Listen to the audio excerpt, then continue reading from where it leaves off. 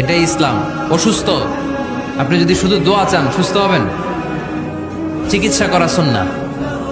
যেই রোগ হয়েছে ওই রোগের চিকিৎসা নেওয়া কি সুন্নাহ। আল্লাহর হাবিব অসুস্থ হলে চিকিৎসা নিতেন।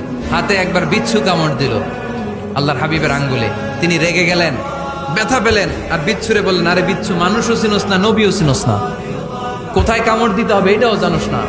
কিন্তু কামড় যখন দিয়ে ফেলছে বিশ্বনবী ব্যথা পাচ্ছেন। বিশ্বনবী সূরা ইখলাস পড়ে ফাতিহা পড়ে ফু দিতে লাগলেন, আর আম্মাজান আয়েশাকে বললেন লবণের পানি গরম দিয়ে ঢালতে থাকো। আম্মাজান আয়েশা লবণের পানি আনলেন।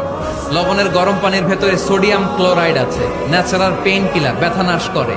আম্মাজান আয়েশা গড়গড় করে লবণের পানি ঢালতে লাগলেন, আল্লাহর হাবিব কোরআন পরে ফু দিতে লাগলেন। পানি ঢালা শেষ, গড়গড় করে লবণের পানি ঢালা শেষ, বিশ্বনবীর দোয়া পড়া শেষ, এর মধ্যে আঙ্গুলের ব্যথাও শেষ। কারণ দুইটার সমন্বয় হয়েছে, দোয়াও আছে, দাওয়াও